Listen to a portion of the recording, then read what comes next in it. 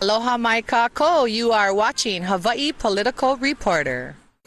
Right now, the entire country is very closely following the events at the Bundy Ranch in Nevada, where Cliven Bundy and his family are in a standoff with over 200 armed BLM, Bureau of Land Management agents, allegedly out there tasing protesters in order to protect the desert tortoise, which, by the way, the BLM happens to be euthanizing by the hundreds because they can't afford to keep their shelter open.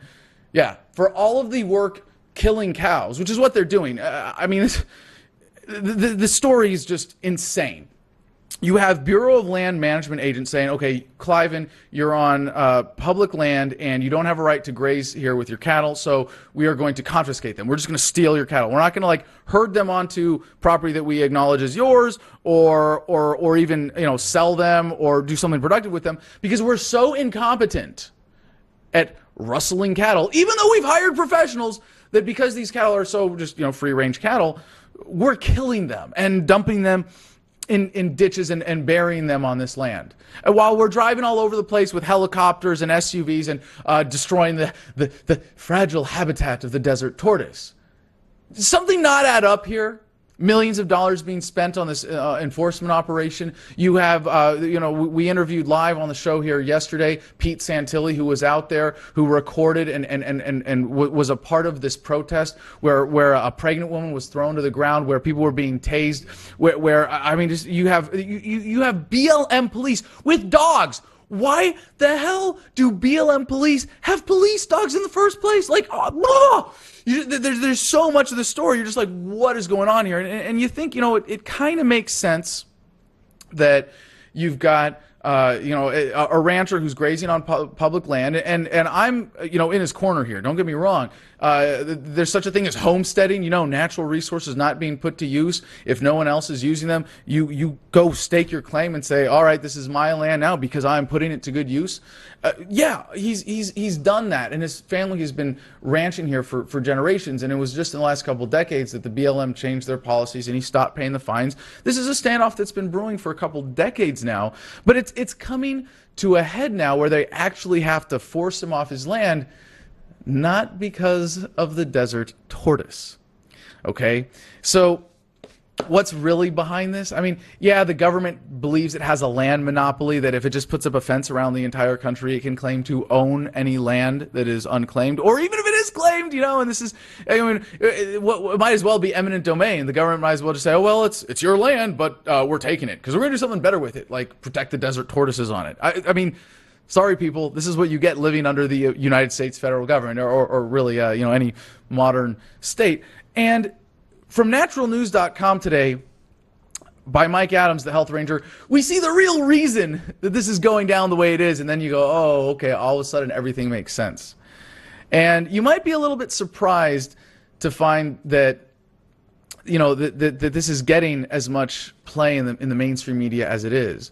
Because it is a horrendous story of government overreach, of abuse, but I don't think, and this is me, I don't think you can challenge my optimism credentials, but I'm trying to be a realist here. I don't think that this conversation is going to wake every American up to the concept of homesteading. I would hope, and I think there's an incredibly value element to that, but there's a much there's a much more insidious issue here, and I'm as encouraged as I am by what's happening. My prediction for how this is going to play out is that the seizure of the cattle is going to continue. Yeah, the government's going to keep stealing. Surprise, surprise. And then they're going to keep arresting people when they cross onto that public land, which is what they've been doing. One of the Bundy sons has already been arrested for simply stepping onto the dirt outside of his vehicle, was roughed up and did 3 days in jail. He's out on bail now facing criminal trespass charges. I mean, some pretty serious shit going down here. Right now, there are militia groups from all over the country that are trying to get members out there. We know that there are people converging on the site, standing with Mr. Bundy, the Bundy family, protecting the Bundy Ranch from this BLM invasion of his property. Because by any sense of natural law, of natural rights, the land that he has been grazing, that his cattle have been grazing, is his property. The entirety of it is his property. If he is claiming it, he is putting it to good use. It's not to say that someone can't come in and say, well, hey, dude, you've got 1,000 acres here. Well, I'm going to take 10 that in the corner, and I'm going to do something even more useful. And maybe that there's some acceptable free market way maybe. Of course, there's some way that we can peacefully resolve how we're going to use this land and most productively to serve humanity, to serve the demands of the economy. And yet, there's something that really does explain all of this. The headline from naturalnews.com is BLM fracking racket exposed. Armed siege and cattle theft from Bundy Ranch really about fracking leases. Does everything make sense now? Yeah, really. And okay, so we got to substantiate this a little bit, but yeah, it's obviously not about the tortoise. So for my prediction, they're going to keep stealing the cattle, and there are going to be a bunch of militia guys standing around defending Mr. Bundy at his home and whatever is left at the end of this massive theft, and that's going to be it. Because right now, the American paradigm says, well, it's public land, it's government controlled, too bad, so sad it went down that way, but we the people own this land. This is how we settle land disputes. We're going to send BLM to do all these horrendous things. Wish we had something better, but that's how the cookie crumbles. And this issue is then going to be swept under the rug to avoid getting people to acknowledge that you, as a free, beautiful, independent human being, have inherent natural rights that include access to natural resources, and it is morally wrong to use force and violence to ever impede someone's fair access to natural resources. So, this document from the Nevada Bureau of Mines and Geology shows significant exploratory drilling being conducted in precisely the same area where the Bundy family has been running cattle since the 1970s. The Gold Butte area is indicated on the lower right corner of the document, and it clearly shows numerous exploratory drilling operations that have been conducted there. What's also clear is that oil has been found in nearby areas and possibly even within the Gold Butte area itself. It is, of course, customary for the U.S. government to bring armed soldiers to an oil dispute. Operation Iraqi Freedom, for starters, heavily armed snipers. Yeah, and this is like the iconic image of this event. I mean, maybe it's protesters being tasered. Maybe it's dogs on protesters. I think it's snipers and helicopters. Like, really, you got a guy illegally grazing his cattle on some ranch land. Oh, I know what we need. We need some snipers and helicopters. What? Really? Well, hey. Welcome to the American police state. So, helicopters and militarized soldiers have never been invoked over tortoises. Anyone who thinks this siege is about reptiles is killing themselves. The Bureau of Land Management has just cashed in with $1.27 million in oil and gas leases in Nevada. This was just reported 2 weeks ago in shalereporter.com. Which states, U.S. Bureau of Land Management geologist Lorenzo Trimble tells the Las Vegas Review-Journal the Elko County oil and gas leases sold Tuesday for $1.27 million to 6 different companies. The auction took place in Reno. The leases are near where Houston-based Noble Energy Incorporated wants to drill for oil and natural gas on 40,000 acres of public and private land near the town of Wells. Now, a lot of people who consider, a libertarian worldview go, well, hey, you can't have money determining who gets security if you have nothing but private security. Well, private security is by definition, limited by the demands of the market and the constrictions of consumer demand. When you have government manage these things, it's like, a lot of liberals who object to that will say, but it's like prostituting out, armed mercenaries. They're just going to follow the highest bidder and they're going to go point their guns at whoever the money tells them to. Well, you want to know who the real dirty, sleazy prostitute is here? The frickin' BLM. Being hired by the oil and gas industry to kick a rancher off his land so that they can drill for oil. Do you really think that this is the way to manage property disputes? And you know what? What's so sad about this is just how cheap and nasty and disgusting the BLM has been in this whole episode. $1.27 million? That's it? I mean, there's nothing wrong with prostitution, but when you're giving it away for that cheap, you know that something's wrong. And this story is a lot more than it would appear to be as the mainstream media presents it. Sheriff Mack and I have had some really fascinating conversations about the importance of the county sheriff and how you get to the point where you have a law enforcement official at the county level who can then say, well, I'm not government anymore, I'm a private citizen, I'm a servant of the people. And until then, the work that he is doing, until we get to the point where we can have that conversation, the work that he is doing, as you can see from his hat, CSPOA, Constitutional Sheriff and Peace Officers Association, is incredible. And is, of all the libertarian activism out there, and you talk about political versus awareness raising, what he is doing is really important for reducing the amount of violence and coercion that is unjust in America by raising the awareness. And I met another sheriff at CPAC, actually, who had been influenced by Sheriff Mack, who was at the annual convention for CSPOA, and the effect that this man has had single-handedly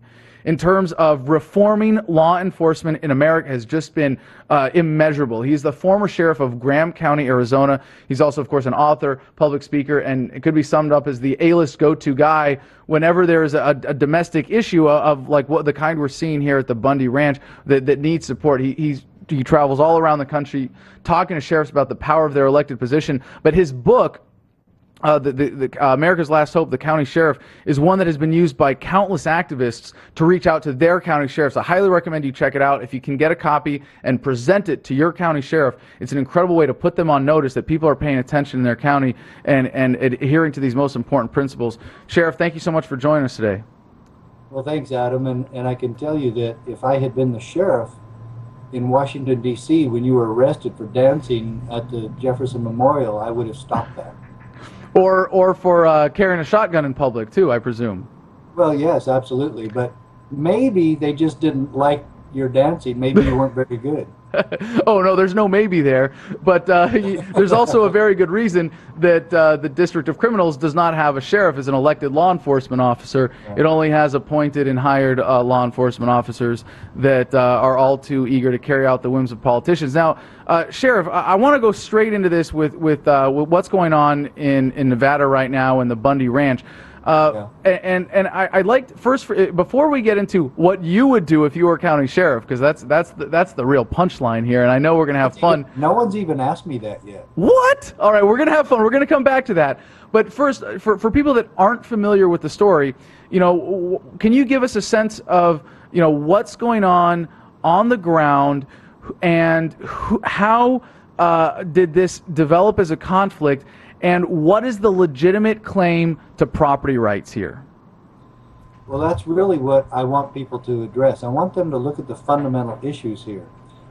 Even our former friend, Glenn Beck, is now using the same rhetoric and propaganda scheme as from the Obama White House, that the Bundys should have to pay their fair share. You're kidding. Wait, hold on. I'm sorry. I got to stop. I got to stop you right there. And I'm sorry to divert the conversation for a second, but I heard that Glenn Beck was going out there and sending people out there to cover this on the ground because he was being supportive. You're telling me that Glenn Beck is now officially taking... He's not supporting it anymore. He's on the other side. He's on the government side, and he even said that Bundy should have to pay his fair share of grazing fees because everybody else has to. Do you know how stupid that is? I know you know how stupid that is. That's like saying, I pay my fees to the mafia, I pay my protection fees to the mafia, and if I have to pay mine, then you should too. Yeah, I'm getting screwed, so we should all get screwed equally, or instead of like, hey, how about let's not get screwed at all? And that we have grazing fees in America that we have to pay to the federal government so we can put our cattle on exactly right. It's land. Does the government own the land, or do the people own the land? And I'm actually I would hope that Cliven Bundy would actually take at least in principle a stronger stance, because what he has said is, I'm not going to pay the BLM, I'm going to pay my county. And it's like, well, you don't have to pay your county either. But Sheriff, please back to where you were. Glenn Beck has been all over the place, and I've been generally... He wants it both ways. That's exactly right. I've been generally very encouraged that he's moving towards liberty, but then he's so philosophically scatterbrained that he still is fundamentally a statist and believes in... Anyway, all right. Please continue as you were. Well, the thing of it is that we have grazing fees in this country, and that we have to have the federal government micromanaging every facet of our lives. That the federal government runs our land in Arizona and in Nevada. They say they own 87% of Nevada. They say they own 83% of Arizona. That they run our education, our water, our air, our health care, and every facet of our lives. I mean, what we can take into our bodies, what we eat, what we do, how we run, how we walk. It's all federalized. How fast our cars can go, how we do our roads, how we do our traffic control. You know, it's none of their damn business. And the way we take back freedom in America is through the state sovereignty issue, where the states are sovereign. The states must reclaim their sovereignty and keep the federal government out. And that's exactly what Clive Bundy has said. Well, there's one. Yeah, and there's. I've known Clive Bundy for a long time. Oh, excellent. Well, then I hope you can answer my next question, because it's the one thing that I haven't seen in any of the reports described.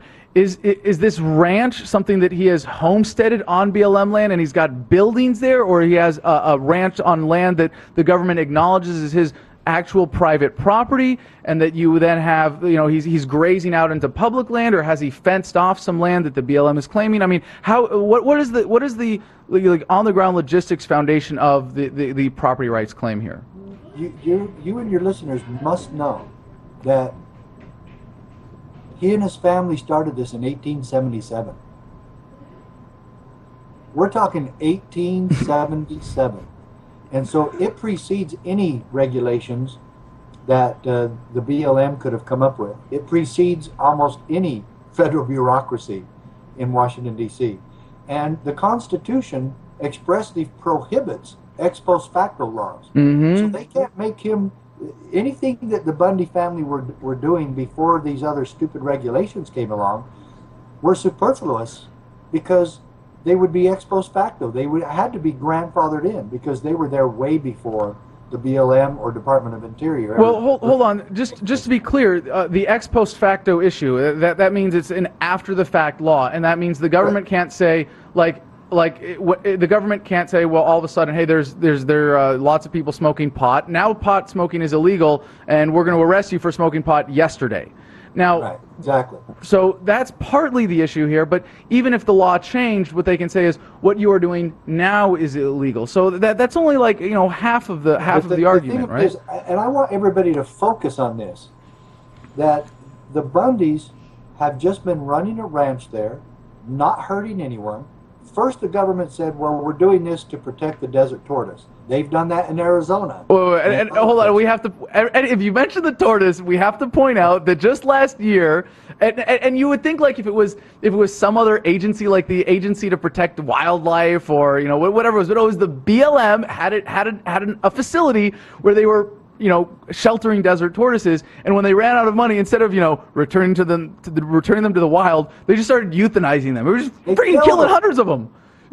It's not about the turtles. Where is PETA? Where is PETA?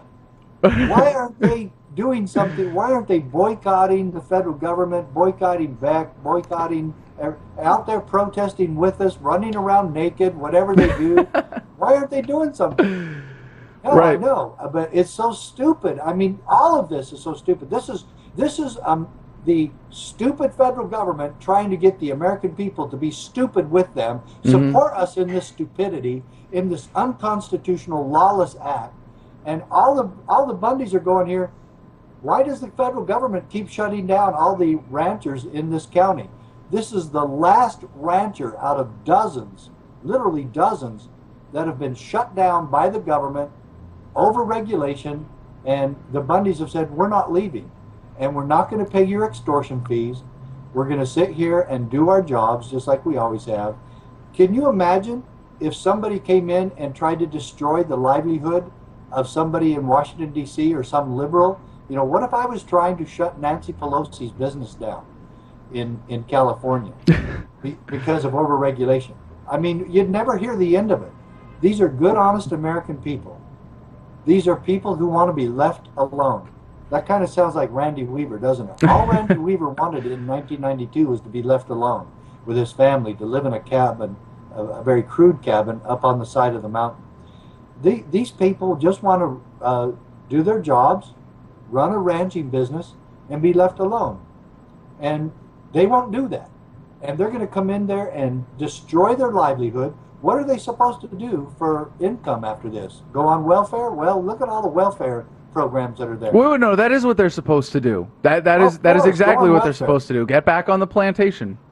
Yeah, exactly. You know, and I'm glad you put it that way. That is a very good way to put it, because we have so many people now who are on the plantation getting mad at the Bundys because they don't want to be part of the plantation. They don't want to be part of the slavery. They don't want to be part of the subjects and submission and do what you're told, and all the laws have to be enforced. You know, the BLM is not enforcing laws. They're enforcing policies and regulations. Right. And they want us all to believe that their regulations and policies supersede the Bill of Rights. They don't.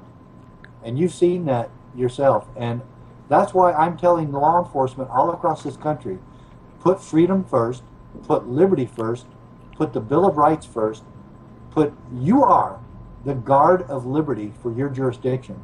Sheriff Gillespie in Clark County is the guard of liberty. He's supposed to be keeping the peace in this incident. And where is he? MIA, AWOL. I don't have the authority to interfere with this.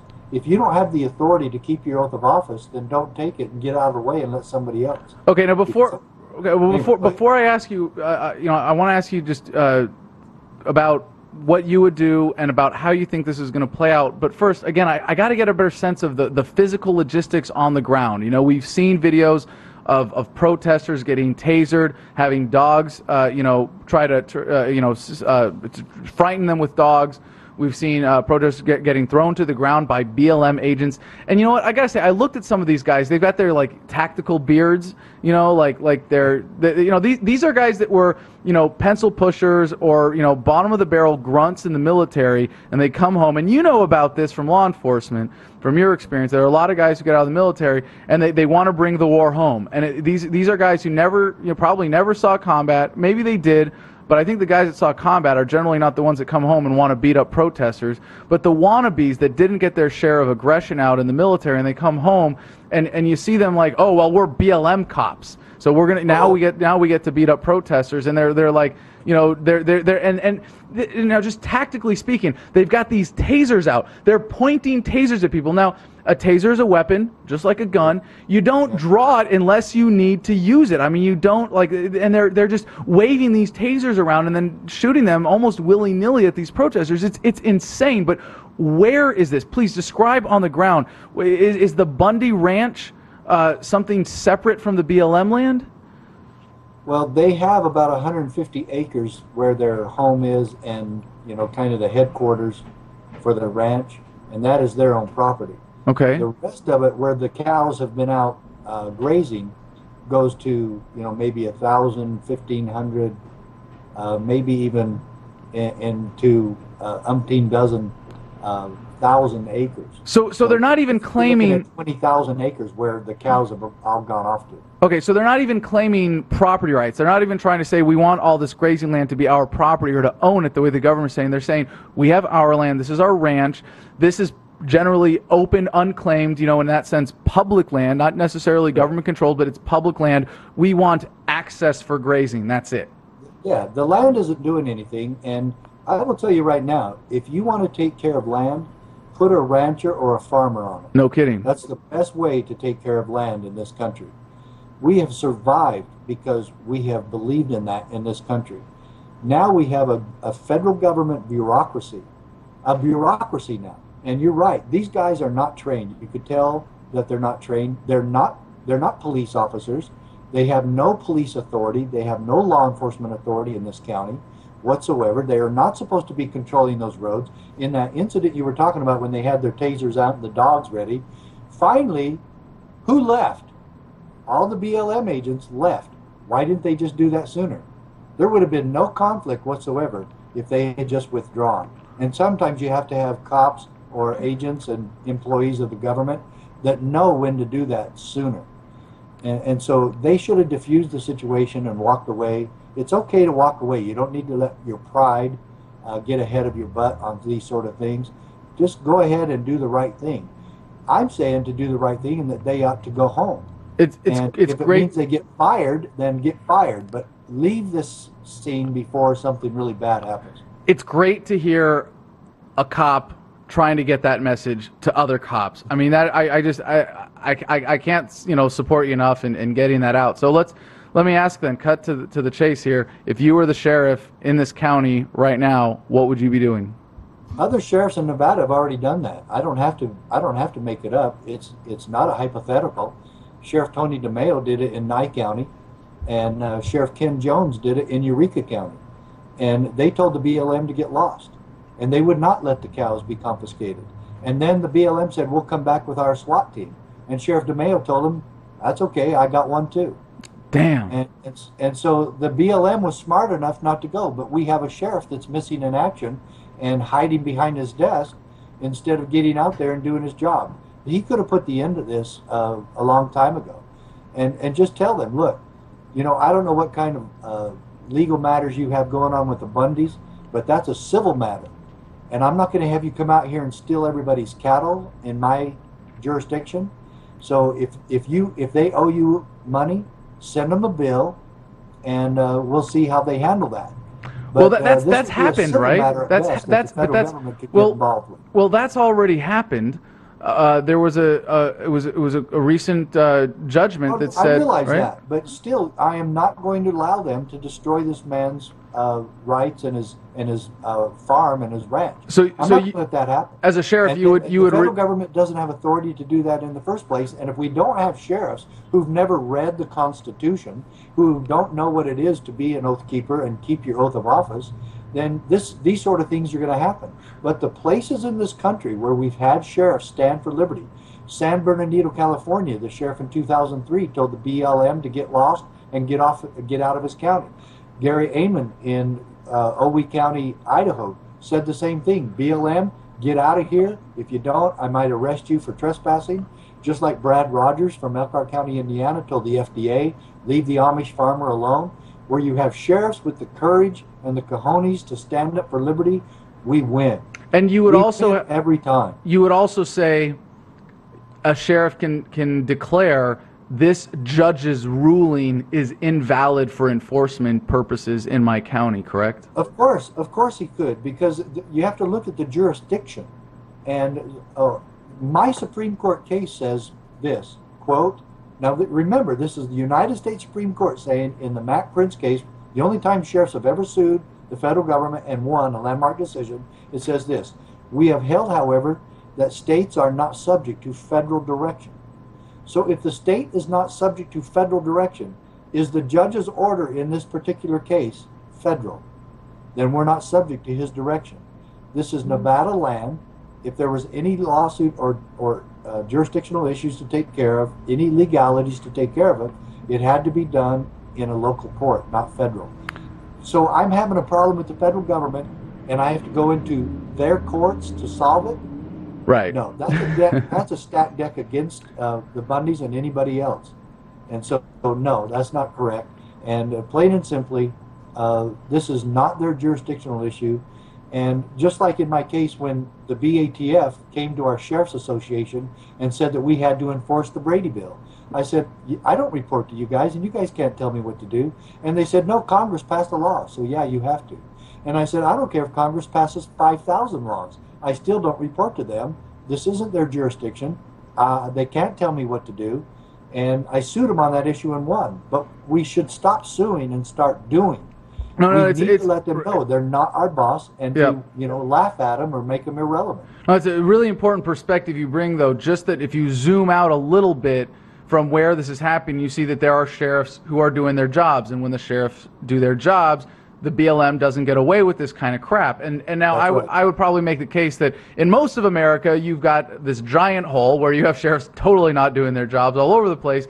But it's funny to think that in Nevada, you've got this one hole in this one county where they're surrounded by good sheriffs, and here you have this failure, and the BLM is now picking on someone to do this. And as we found out from Mike Adams with naturalnews.com. This has nothing to do with the tortoise. This is really about oil fracking contracts. And I'm sure that comes as no surprise to you that there are some... Come forward, American Constitution. 1913, corrupt in the system. Devalue dollar, hyperinflation. The Federal Reserve, controlled by Lucifer. He can see you lying in your eyes. Bye. You know clean high from Georgia Jesus Christ. Hallelujah. No